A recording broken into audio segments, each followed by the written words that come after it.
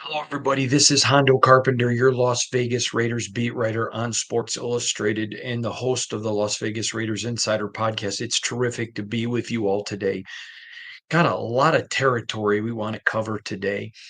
Now that the Raiders have let Devontae Adams go to another team because of his age, they are one of the youngest teams in the NFL. They were already in the top 5 youngest teams, but with the departure of Devontae, now they move to the front. And that is something that we need to talk about because there is so much talent on this team. There's a lot of talent. Obviously, we know about Daniel Carlson and AJ Cole, two all pro players at their position. We know Robert Spillane should be an all pro. We know Max is. I talked about before the season, I thought Jacoby would be, and Jack Jones. Certainly at this point, neither through the first 6 games have performed like that, but they still have that ability. Um, in fact, Jack Jones and I were talking about it in the locker room yesterday about me saying I thought he was going to be an all pro. And his exact words were, I haven't played like it yet, but it's in me and I got to step up. I mean, I love his whole approach to I really like Jack Jones. So, but there's a ton of talent on this team. And so I think sometimes when teams go through the maturation process and learning how to win, sometimes you need to look at your team and say, okay, this is not a team that's loaded with a ton of vets. There are vets, but not a ton of them. Does anyone think the loss of Malcolm Koonce um, hasn't impacted this team? 100%. Look at the level they were playing at last year when he was playing well, that second half of the season. Boom, he's out. And now you've got a Tyree who's essentially in his first year. You know why I say that? Because when they selected him, they expected him to be last year to be a redshirt year because he wasn't going to be healthy all year. I'm not making excuses. I'm trying to explain to Raider Nation. Before the year, I told you they understood that they weren't going to be able to go get a young quarterback that they wanted. None of the top 4 picks were moving. And so they were able to get Brock Bowers. This team is better for the future. That doesn't do anything about this year. And I'm certainly not writing this year off. But it brings me to a point of an email I got from someone named Kristen S. Kristen S. is a Raider fan who lives in Atlanta. Kristen says, Hondo, I have a question for you. The most Raider thing that the Raiders could do is go to LA and win, and then actually get on a little bit of a winning streak this year and fall just short of the playoffs and kill their opportunity and chances at a top pick for a quarterback. I understand what you said about tanking. I also understand that you weren't advocating for tanking, but do at least see why that would be the most Raider thing. I can definitely see, Christian, where you're coming from. I can totally see exactly where your thought process is. I mean, I literally just walked out of that locker room and I was visiting with Matthew Butler, a quality emerging defensive tackle, Delmar DJ Glaze, hanging out with him, talking to JPJ Jackson Powers Johnson. Um, just visiting with him, talked with Max Crosby and Gardner and others. And this is just this is a team with a ton of young guys on it. And so I understand the prospects for the 2024 season at this point are not as bright as they were. I get that. And you know what, when you're a fan base that has not had anything to hang your hat on, I get your frustration. I'm not attacking you in the least bit. I'm commiserating with you. That said, um, I just think that the youth is served, and you're seeing a lot of young guys now really get some much needed reps. And it's going to be very fascinating. I talked with AP about this today. Um, I put the video up today in the audio, so you'll be able to listen to it. But as you know, I've been saying many times for many days, the Raiders are not good enough to beat themselves and everybody else. And Colton Miller and I talked about that. I think it was yesterday in the locker room, and he agreed and said, "You're absolutely right. We're not. That's part of being a young team, the learning how to win." So I'm going to make this statement. The Raiders, there is not one team on this schedule the Raiders can't beat. There's not one, because even though they're young, there's a lot of talent. Are there some big losses? There sure are. But there's not one team on this schedule they cannot beat. That said, there is no team that they can beat on this schedule if they have to beat them and themselves. That is the juxtapose about where the Raiders are. And it takes us to Christian's question about would it be the most Raider thing? Because as the Raiders begin this process of these young guys learning how to win, there's going to be games that they lose and you're like, what? And then there are Baltimore games where you're like, oh my God, you just beat Baltimore on the road. And a multiplicity of fine NFL people think Baltimore may be one of the top three teams in the NFL. And the Raiders beat them at home. So I think that's moving forward as you're watching this team. What are some things you want to watch for? What are some things that need to stick out in your mind as you're looking at the team? I think you need to be watching closely all these young players, ton of young players making plays all over the field. I think that's very critical just to see how they play, just to see how they're developing, watching how they're growing. Um, I'll go back to Matthew Butler. So him and I were literally just talking about this in the locker room. You may have noticed I asked AP about this on Wednesday. Matthew Butler got a roughing penalty in the game on Sunday, and the ref made the right call. The refs have been directed by the National Football League that they are to protect the quarterbacks. But here's Butler. He's got his arms on the quarterback, head off, where it's supposed to be to the side. The quarterback throws the ball and gets rid of it, and he takes the quarterback to the ground. There's no other way to coach that. His head was to the side, so he didn't spear him. He didn't drive him into the ground. But if your head's to the side and the ball's up here, you can't see what's going on. There's no other way to teach that. That's a penalty that they don't have a problem with. They don't have a problem with it. And I think there's got to be some discretion in the booth where the booth can say, okay, did he tackle the quarterback after a throw? Yes, but his hands were on the guy. But in fairness to the ref, that's not what the NFL wants. And Mark Davis is part of the NFL, and that's what the owners have voted for. So you can't get mad at the ref here. But that's part of the process. And you know what AP told me? He goes, maybe you want him to look up. I don't know. Those type of penalties are not what you're talking about when you talk about they got to eliminate penalties. You're talking about 12 men on the field, pre-snap mistakes. Those are unforced errors that kill a team. Unforced error penalties are literally brutal because it's something you did to yourself. It's something you did to yourself.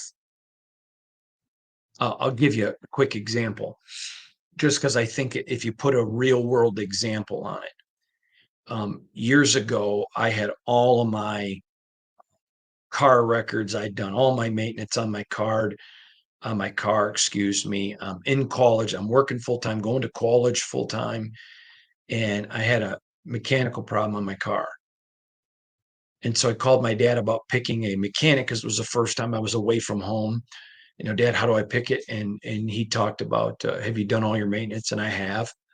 And he's like, okay, hey, and my parents didn't pay for school. They felt like it was important for their kids to work and value that education because they had seen a lot of kids whose parents paid for school that just didn't really value it. And I'll never forget my dad's like, "Hey, I want to pay to get this fixed." I said, "All right." And then a couple of years later, I kind of got in a pickle. Um, and it was my fault. Unlike where I had done all my maintenance, it was another issue in life. It wasn't a car issue. And my dad said, "Son, I want you to know that I want to write a check and pay for this for you, like I did for your car."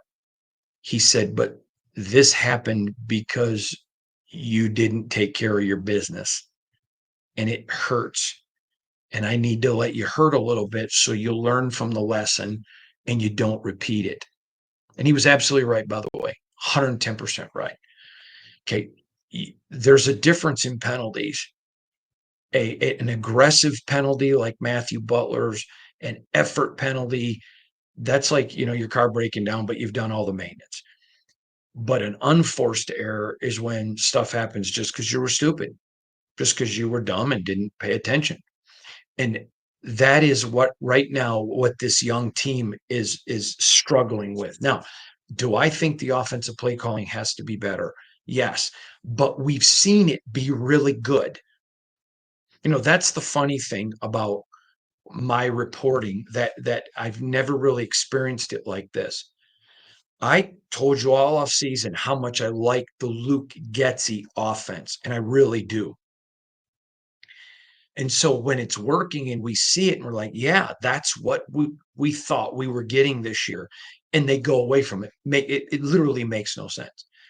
And I thought, you know what, maybe I'm missing something on the film. So I talked to some people who would be in the know, and they're like, no, it's frustrating for me as well. Or I can see the frustration as well. So I think those are some things the staff with young players has to absolutely be completely dialed in. Situational awareness. It's first in 20, second in 18. You're going to air it out on third down and try to get it. So why in the world do that? It literally made no sense. And by the way, I'm just not a media member being critical of Luke's play calling there. I've talked to people in the league who are like, it made no sense to me, and people within the organization. But at the same time, I'm not calling for Luke Getsy to get fired. He's a good man. He's just got to perform better. Hey, my boss has called me before and said, "You're a good guy, but you got to perform better." I've been through that. Unless you're perfect, and I doubt that you are, you're not sitting there in your life at times not getting perfect. But when you've got that super young team, when you're the Patriots and you were at the height of your glory with Belichick and Brady, and mistakes happen. Tom Brady can cover a multitude of sins. Now, you all know I have great personal respect for Josh McDaniels as a person. I don't think he's a good head coach. But I think we learned from Josh McDaniels, he's not Josh McDaniels when he doesn't have Tom Brady. I think that's just being fair. I don't think Devontae Adams is Devontae Adams without Aaron Rodgers. Okay, there's a lot of great people, like I've told you before with Irvin Johnson, Magic, who told me that great players are simply good players who make people around them better. I don't think any of us would argue that Aaron Rodgers is great. Tom Brady was great. Okay. And this is where, though, they have to step up their game.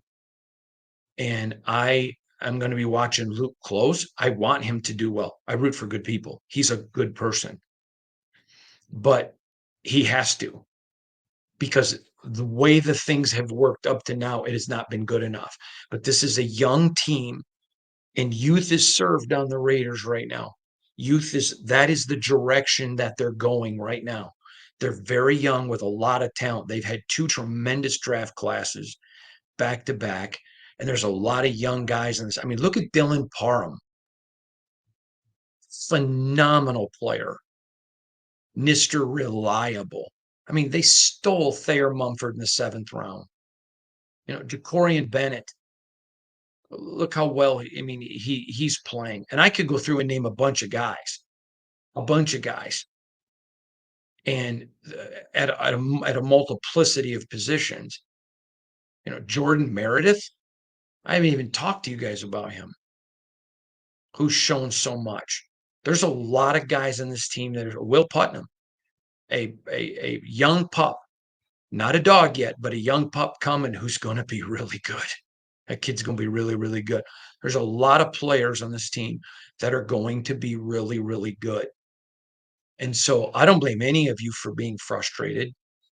Um, I don't think that we're giving enough credit. In fact, I was told by an NFL executive at another team who I'm very close with. He just said, I don't think that you're taking into account how big the loss was of Malcolm Koonce, of how well he was playing last year.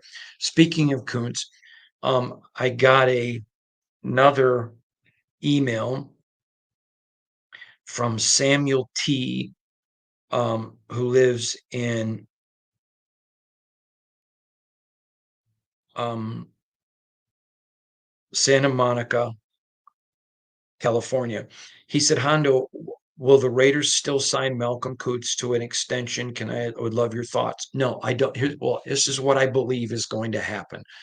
I believe that Malcolm will get a 1-year deal next year that's predicated, come back, prove that you're 100% and playing at the level that you played the next time. And then I believe Malcolm will get a very big extension, a very big one.